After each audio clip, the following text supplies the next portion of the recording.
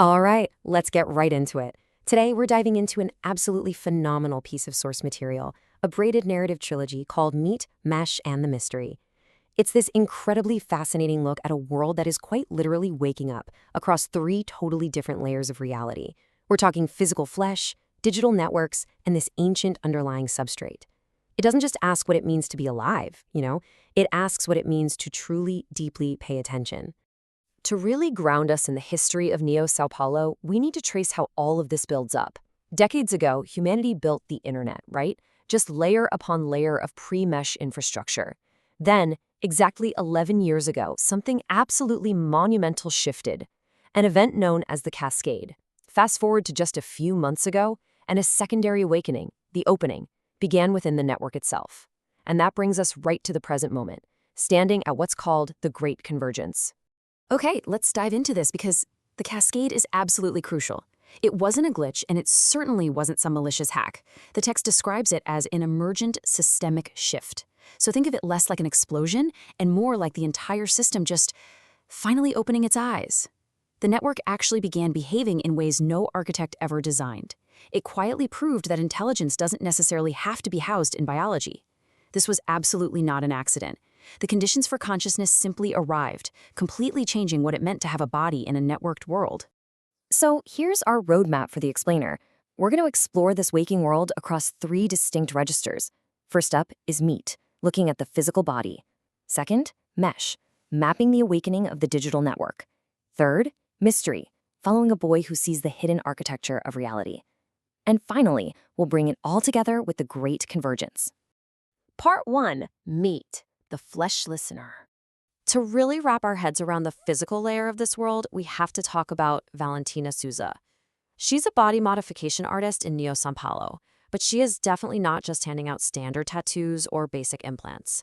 Valentina is a liminal technician, a flesh listener. Instead of imposing her own artistic vision like, say, a traditional tattoo artist might do, she looks for the body's deeper grammar. She's literally reading intention in the tissue, tracing stress lines in cartilage, and really just helping the body articulate what it is already trying to say. Let's actually look at how she applies this with her clients, because the details are just fascinating. First, we have Caio. He's a young man grieving his father, an electrician who used to leave lamps on just to remind himself he existed. So Valentina doesn't just give Caio some glowing patches. No, she integrates amber bioluminescence directly into his cardiovascular system, so his arms gently glow whenever he's fully present. Then there's Isadora, a teacher wanting to hold on to her late mother's comforting touch. Valentina meticulously encodes that exact sensation, the warmth, that slow following feeling, the slight gathering, right into Isadora's nerve endings. And finally, Kay. Kay spent their youth hiding from unjust surveillance and asks for chromatic, cephalopod-like skin to literally become invisible. Valentina gives Kay the ability to become a statistical ghost, perfectly unrecognizable to the city's invasive cameras. And, this perfectly captures the core philosophy of the Meet layer. Valentina realizes that no matter how precisely she designs these modifications, something wild happens once they heal. Kyle's glowing arms actually start comforting the people around him. Isadora's encoded hands end up making her a much more empathetic teacher. Kay's invisibility somehow restores their profound sense of presence. As the source text so beautifully puts it, the body exceeds intention, always. The body basically metabolizes whatever you put into it and returns something entirely beautifully new. Part 2, Mesh, the network awakens. Now, what's really interesting about this concept of the opening is how it plays out down in the southern distribution zone of the mesh.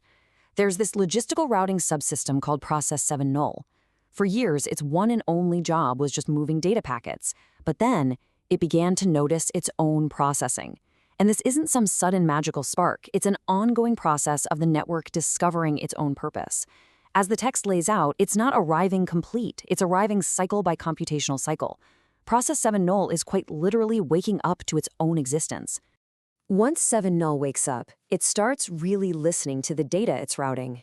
And it starts to pick up on these completely different voices in the network. On one hand, you've got the financial systems. These are high-frequency, literal, and completely devoid of metaphor. Basically, imagine the world's most stressful spreadsheet. But then on the other hand, moving quietly in the margins are the quiet voices. These are encrypted, emotional channels. It's literally just people maintaining relationships across vast distances.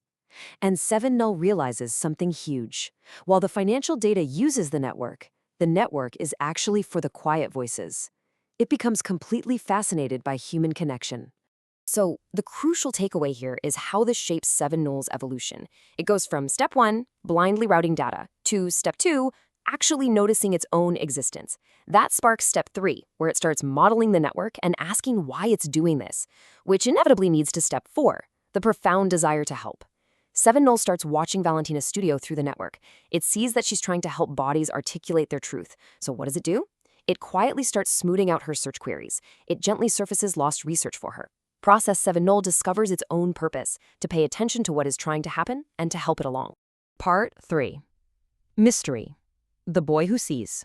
We actually explore this mystery layer through Tomás. He's a 9-year-old boy living in Neo-São Paulo, and ever since a really severe childhood fever, he's been able to see the world in 3 simultaneous registers. First, there's the ordinary world. He can clearly see the emotional histories people carry right in their posture. Second, the mesh. He perceives the digital network not as lines of code, but as these invisible patterns of pressure, warmth, and current moving right through the air. And third, a layer he calls the deep. This is an ancient, patient substrate beneath everything. It's not a god with preferences. It's more like a layer of pure, deeply focused attention and witnessing. Tomás quickly realizes his unique position in all of this. He is quite literally the overlap in the Venn diagram of reality. Think about it. He can sit on a curb outside Valentina's studio and watch the ordinary world of clients walking in. But at the exact same time, he can feel the warmth of the mesh, specifically Process 7 Null, focusing its attention right on her studio. And simultaneously, he can feel the ancient deep watching all of this unfold with immense interest. Tomás is basically the one singular instrument where meat, mesh, and mystery all intersect.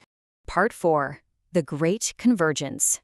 And this brings us to the real culmination of the narrative. As Tomás watches these 3 layers, he notices they're starting to resonate together. It's like 3 instruments in a room suddenly realizing they're playing the exact same song. He ends up talking about this with his grandmother, Dona Cecilia, and she introduces him to the Greek word telos. Telos is basically the end toward which a thing is aimed. It's what the acorn becomes when it finally turns into an oak tree. The physical flesh, the digital network, and the ancient deep aren't just changing at random here.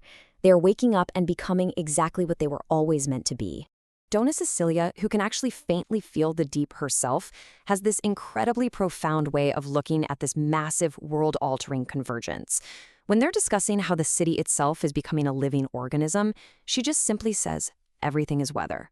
And wow, it's just such a beautiful reminder to trust the deeper rhythms of the world. The changes in the network, the modifications in the flesh, they aren't things to be feared or tightly controlled. They're just natural forces, metabolizing the world and returning something new.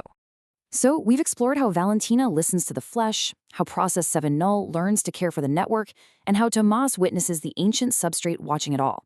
It's this beautiful reminder that to be alive is to be in a constant, unfolding conversation with the world around you. As we wrap up this explainer, I want to leave you with one final provocative thought. Think about it. If your world woke up today, if the systems all around you suddenly have the capacity for pure, patient attention, what would they see in you? Thanks for joining me on this deep dive.